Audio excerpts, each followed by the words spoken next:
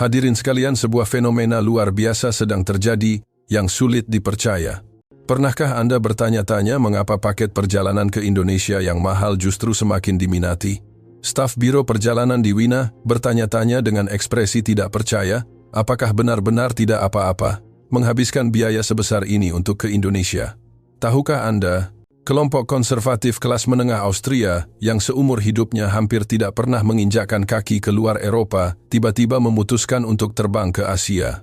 Fenomena aneh ini terjadi, dan yang lebih unik lagi, mereka tidak hanya mengejar objek wisata ikonik atau belanja barang mewah, mereka terobsesi untuk melihat kehidupan sehari-hari di Indonesia.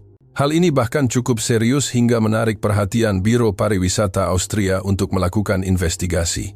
Apa yang sebenarnya terjadi? Ini adalah kesaksian dari seorang pensiunan guru asal Austria. Saya ingin memastikan dengan mata kepala sendiri, apakah Indonesia yang saya lihat di televisi benar-benar nyata. Apa yang dialami guru yang telah mengajar selama 40 tahun itu di Indonesia, mengapa sekembalinya ke Austria? Dia berkata kepada rekan-rekannya, kita harus menulis ulang buku teks sekolah kita. Mari kita gali lebih dalam di balik demam perjalanan yang luar biasa ini. Namun sebelumnya, dukung kami dengan menekan tombol suka dan berlangganan saluran ini agar kami semakin bersemangat menyajikan kisah-kisah hebat tentang Indonesia. Halo semuanya, saya Andreas Haber dari Wina, Austria. Saya bertugas sebagai pemandu wisata dalam perjalanan tersebut. Itu terjadi pada minggu pertama bulan Mei yang baru saja berlalu. Sebanyak 30 kelompok keluarga kelas menengah Austria tiba di Bandara Internasional Soekarno-Hatta. Usia rata-rata mereka adalah 55 tahun, dan sebagian besar baru pertama kali mengunjungi Asia. Sejujurnya saya sendiri awalnya tidak memiliki gambaran pasti tentang seperti apa Indonesia yang modern itu. Namun sejak saat kami turun dari pesawat, situasinya sangat berbeda dari yang dibayangkan. Memasuki area terminal, mata kami disambut oleh jendela kaca raksasa yang menjulang hingga ke langit-langit. Cahaya matahari masuk secara alami menerangi seluruh ruangan. Meskipun Bandara Wina sangat modern, skala Bandara Soekarno-Hatta berada pada level yang benar-benar berbeda. Hal pertama yang menarik perhatian adalah kebersihannya. Lantainya berkilau seperti cermin, dan tidak ada satupun sidik jari terlihat di dinding kaca. Salah satu tamu Austria kami yang telah bekerja di industri konstruksi selama 30 tahun merasa kagum dengan struktur dan desain bandara ini. Dia tidak berhenti mengambil foto. Dalam perjalanan menuju pemeriksaan imigrasi, kejutan kedua menanti. Mesin pemeriksaan imigrasi otomatis berjejer rapi. Sebagian besar penumpang melewati mesin tersebut dengan sangat cepat. Sistem yang di Bandara Wina masih dalam tahap uji coba di Indonesia sudah beroperasi secara penuh dan masif. Yang lebih mengejutkan adalah keramahan terhadap orang asing. Layar mesin bahkan menyediakan dukungan bahasa Jerman termasuk panduan suara. Tamu-tamu dari Austria yang awalnya bersikap waspada dengan cepat mulai memberikan pujian. Desain yang memudahkan orang asing yang sama sekali tidak tahu tentang Indonesia ini sungguh mengesankan. Di area pengambilan bagasi kami menerima kejutan ketiga. Layar elektronik raksasa menampilkan status bagasi secara waktu nyata real time. Nomor ban, berjalan hingga estimasi waktu koper akan keluar ditampilkan dengan sangat akurat. Masalah keterlambatan atau kehilangan bagasi yang sering dialami di bandara-bandara besar Eropa tampaknya menjadi sesuatu yang tidak terbayangkan dalam sistem di sini. Koper-koper keluar dengan cepat dan sangat teratur. Seluruh bagasi tamu kami selesai keluar hanya dalam waktu 15 menit. Di bandara utama Eropa menunggu lebih dari 30 menit adalah hal biasa. Efisiensi Indonesia benar-benar menakjubkan. Layanan staf bandara juga sangat berkesan. Petugas pemandu menjawab pertanyaan dalam bahasa Jerman dan bahkan secara pribadi mengantarkan tamu yang tersesat ke tujuannya. Petugas kebersihan segera membersihkan area yang baru saja dilewati penumpang. Terasa bahwa semua staf memiliki kebanggaan besar terhadap pekerjaan mereka. Yang paling mengejutkan adalah fasilitas untuk penyandang disabilitas dan lansia. Semua tempat dapat diakses dengan kursi roda dan jumlah lift sangat memadai. Papan panduan braille dan sistem suara untuk tunanetra tersedia dengan sangat lengkap. Fasilitas yang di Bandara Wina hanya ada di area tertentu di Soekarno-Hatta menjadi standar di seluruh area. Kualitas fasilitas kenyamanan di dalam bandara melampaui standar tertinggi Eropa. Wi-Fi gratis adalah hal dasar, dan stasiun pengisian daya charging station tersedia di mana-mana. Setiap ruang istirahat dirancang dengan kursi yang nyaman dan suasana tenang, sangat menghargai penumpang yang kelelahan setelah penerbangan jarak jauh. Area bebas bea duty free juga melampaui ekspektasi. Dari merek mewah Eropa hingga produk khas Asia tersedia lengkap. Pengetahuan profesional staf toko tentang produk sangat kaya, menjadikan belanja sebagai sebuah pengalaman budaya. Saat menuju lorong penghubung transportasi bandara, kami mengalami kejutan terakhir. Eskalator dan travelator yang menghubungkan satu sisi bandara ke sisi lain seolah tidak ada habisnya. Semua fasilitas dirawat seperti baru. Navigasinya sangat intuitif, sehingga orang asing yang baru pertama kali datang pun bisa menemukan jalan dengan mudah. Hanya dalam 1 jam kesan pertama tamu Austria terhadap Indonesia berubah total. Prasangka samar tentang negara berkembang di Asia sirna seketika. Sebaliknya mereka menyaksikan sistem yang lebih terorganisir dan efisien daripada di Eropa. Seorang tamu berkata kepada saya, "Ini adalah bandara paling mengesankan yang pernah saya lihat." Yang lain mengaku tidak menyangka bahwa Indonesia adalah negara yang sangat maju. Sebagai pemandu saya pun baru pertama kali merasakan pengalaman seperti ini. Bandara Soekarno-Hatta hanyalah cuplikan dari petualangan seminggu ke depan. Semua bias dan prasangka mereka runtuh dalam beberapa jam. Dan ini barulah awal. Saat menaiki MRT Mass Rapid Transit menuju pusat kota, guncangan baru dimulai. Skala stasiun dan sistem panduan sistematisnya tidak bisa dibandingkan dengan kereta bawah tanah di Wina. Namun kejutan sebenarnya dimulai saat kami tiba di kawasan sungai yang telah direvitalisasi di tengah Jakarta. Saat keluar dari stasiun dan berjalan menuju tepian sungai, ekspresi para tamu berubah serempak.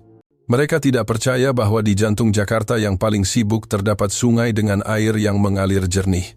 Kisah tentang proyek evolusi sungai perkotaan pernah terdengar di Eropa, namun melihatnya langsung adalah hal lain. Sungai yang dulunya tercemar akibat urbanisasi kini bangkit menjadi ruang publik yang asri dan jernih. Taman dan jalur hijau yang membentang di kedua sisi sungai membuat kami merasa seolah berada di Taman Nasional. Salah satu tamu kami yang telah menjadi pejabat perencanaan kota di pemerintah Wina selama 30 tahun terpaku 1000 bahasa. Dia sangat terkejut melihat lingkungan pusat kota bisa diwujudkan dalam bentuk seperti ini. Dia mengatakan bahwa Wina telah berkali-kali mencoba menata sungai Danube, tetapi tidak pernah mencapai kesuksesan dengan skala seperti ini. Hal yang paling berkesan adalah kejernihan airnya. Air di tengah kota yang sangat bersih hingga dasar sungai bisa terlihat jelas dengan ikan-ikan yang berenang bebas. Kontras dengan banyak sungai di kota-kota Eropa yang menderita, karena polusi ini membuktikan betapa hebatnya teknologi pengelolaan lingkungan di Indonesia. Sepanjang perjalanan di tepi sungai, kami mengalami kejutan kedua. Lanskap di sekitar sungai sangat alami, namun tertata secara sistematis. Tanaman dirancang sedemikian rupa sehingga bunga yang berbeda mekar di setiap musim. Pohon-pohon ditempatkan dengan jarak yang tepat. Alih-alih terasa buatan tempat ini justru mempertahankan keaslian alam secara maksimal. Saat malam tiba, sungai tersebut menunjukkan wajah yang berbeda. Pencahayaan di sepanjang sungai terpantul di permukaan air menciptakan pemandangan malam yang fantastis.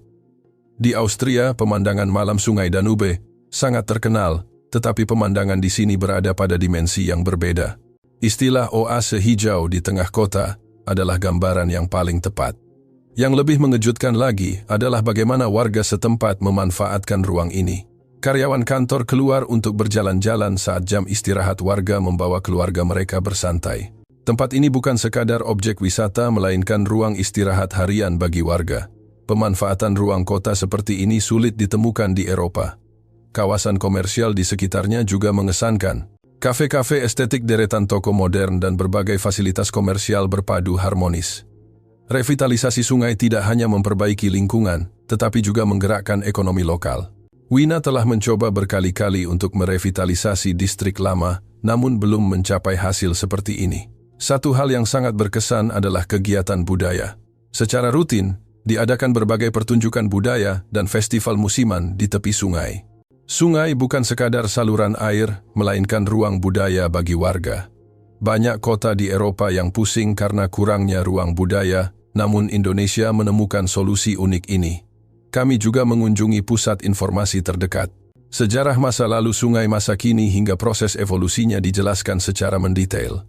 Melihat foto perbandingan sebelum dan sesudah revitalisasi, membuat kami kembali mengagumi kemampuan pengembangan kota Indonesia.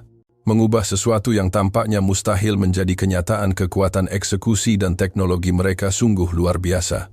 Saat berjalan terus kami melihat kejutan terakhir, pemandangan kota di mana tradisi dan modernitas menyatu secara alami. Di satu sisi berdiri gedung pencakar langit modern, sementara di sisi lain terdapat kuil-kuil tua dan pasar tradisional. Harmoni ini adalah pemandangan yang jarang terlihat di kota-kota Eropa. Tamu-tamu Austria menghabiskan setengah hari di sana dengan terus memberikan pujian. Mereka menyaksikan sendiri bagaimana pembangunan kota bisa berjalan ke arah ini. Koordinasi antara lingkungan dan pembangunan, koeksistensi tradisi dan modernitas, serta pencapaian kenyamanan warga dan efek ekonomi secara bersamaan. Seorang tamu menilai, ini bukan sekadar penataan sungai, ini adalah simbol perubahan filosofi kota. Hasil dari kebijakan kota yang memprioritaskan kualitas hidup warga. Dari sudut pandang ini, Indonesia adalah model teladan pengembangan kota abad ke-21. Keesokan paginya kami menuju stasiun transportasi massal. Tamu-tamu Austria biasanya terbiasa mengemudi sendiri, namun karena ingin merasakan sistem transportasi Indonesia kami naik MRT. Kejutan dimulai dari pintu masuk. Meskipun berada di pusat kota yang ramai, semua fasilitas dikelola dengan sangat bersih. Lantainya berkilau, tidak ada selebaran iklan atau coretan di dinding. Dibandingkan stasiun bawah tanah di Wina, tingkat pengelolaannya berbeda bak bumi dan langit. Saat turun ke peron, kejutan kedua menyapa. Seluruh peron diterangi lampu yang terang dan sistem sirkulasi udara bekerja sempurna. Meskipun berada jauh di bawah tanah, tidak terasa pengap sama sekali. Ini sangat berbeda dengan suasana stasiun di Wina yang seringkali gelap dan lembab. Garis antrean di lantai peron sangat dipatuhi. Warga mengantre dengan tertib. Di Eropa, menemukan ketertiban seperti ini di jam sibuk tidaklah mudah. Akurasi sistem layar elektronik juga patut dipuji. Waktu kedatangan kereta ditampilkan dengan presisi hingga hitungan menit dan kereta benar-benar tiba tepat waktu. Tidak ada gangguan sinyal atau keterlambatan tak terduga yang sering terjadi di Wina.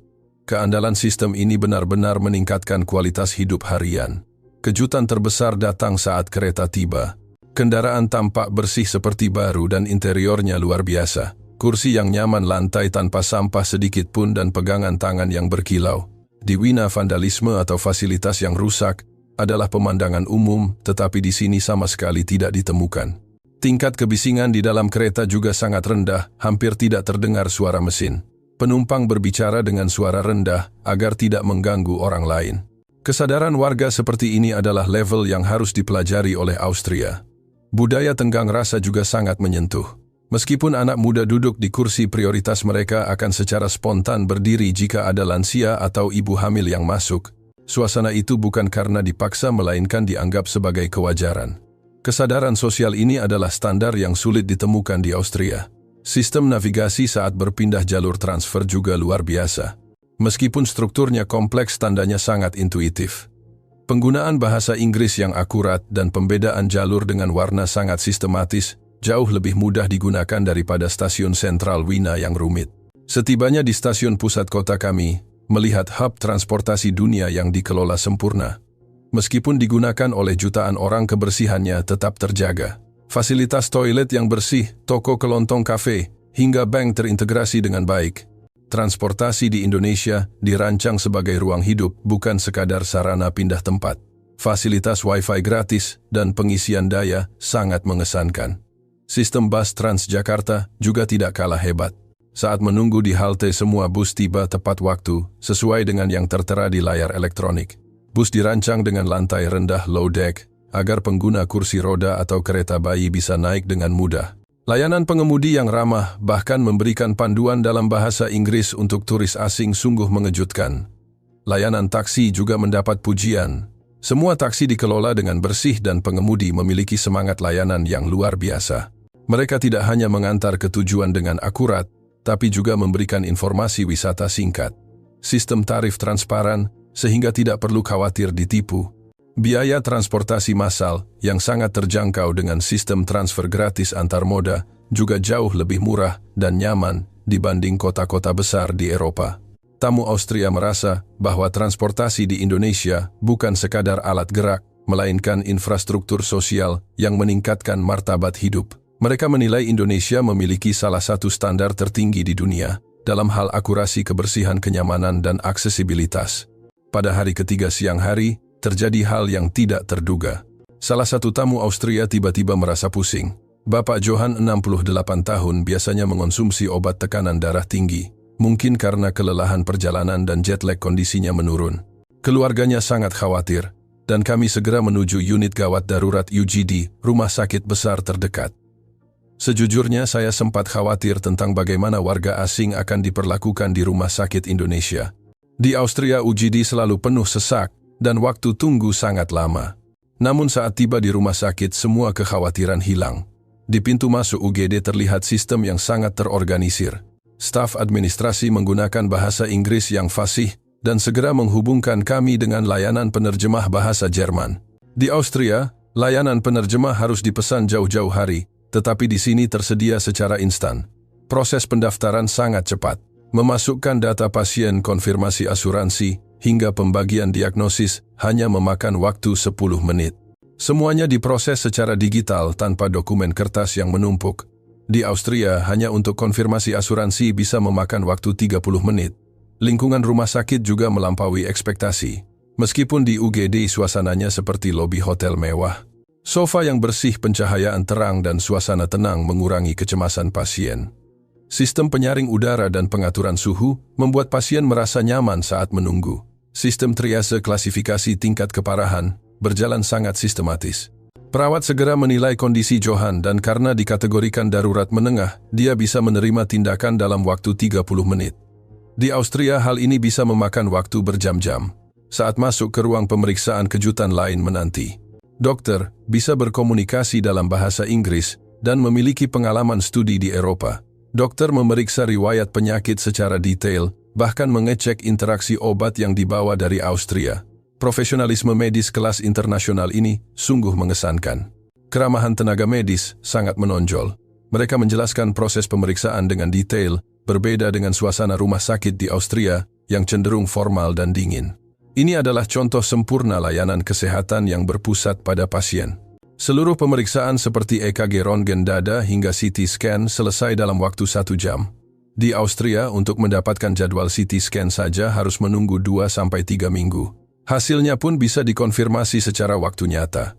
Peralatannya adalah yang terbaru dengan tingkat akurasi tinggi, bahkan menggunakan sistem diagnosis berbantuan AI yang belum diterapkan secara luas di Austria.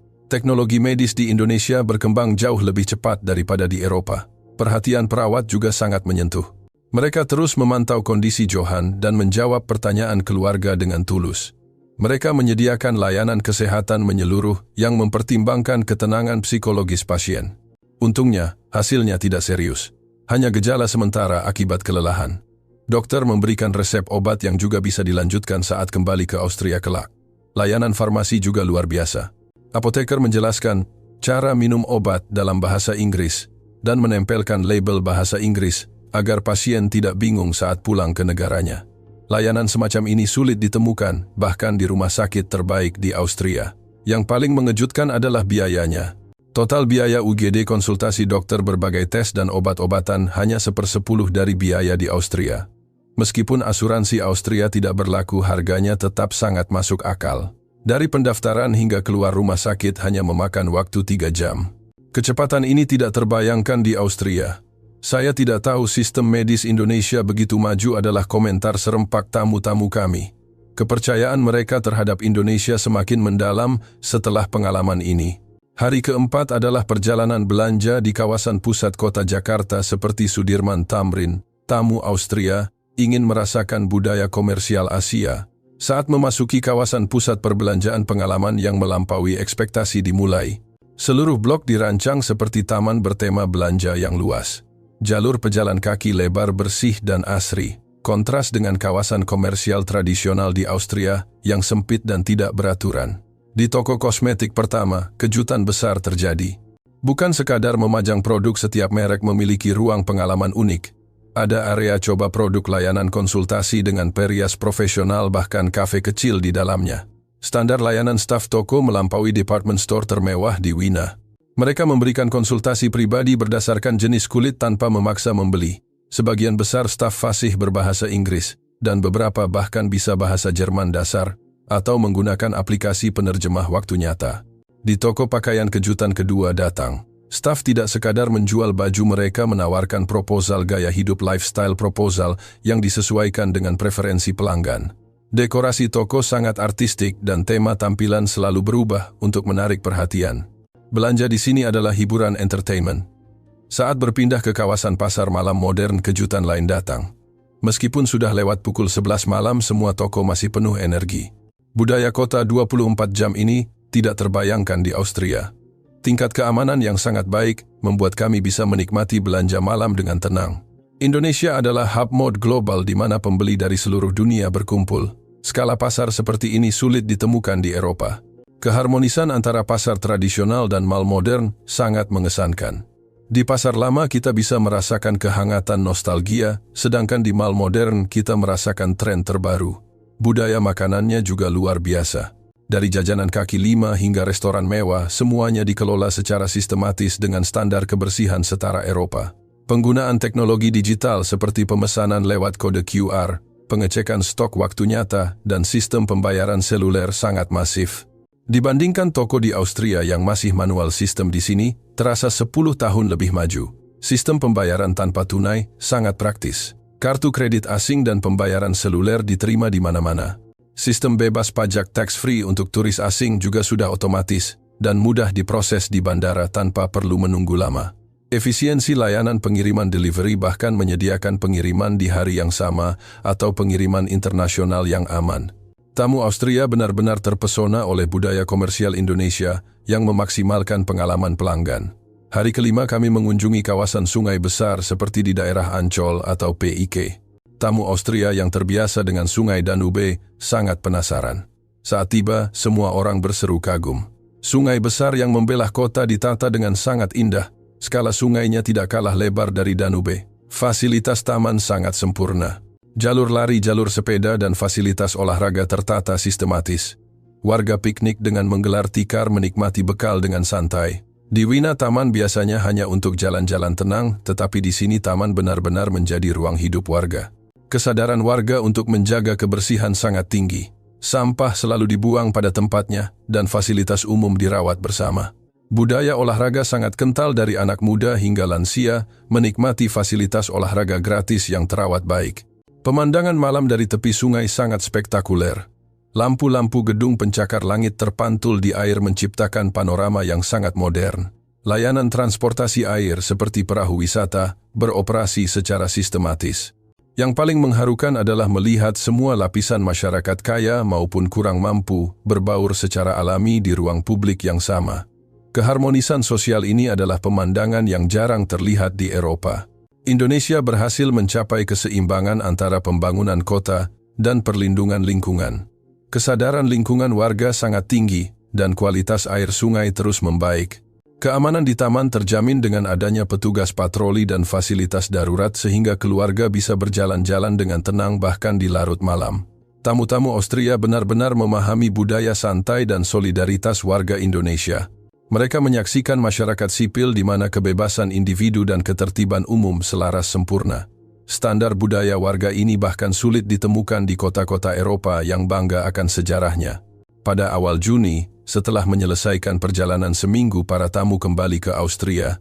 Reaksi mereka jauh lebih antusias dari yang diperkirakan. Saat keluarga dan teman-teman menjemput di bandara, suasana segera berubah. Mereka bukan sekadar bercerita tentang liburan, tapi memberikan kesaksian tentang dunia yang benar-benar berbeda. Awalnya perubahan terlihat di media sosial.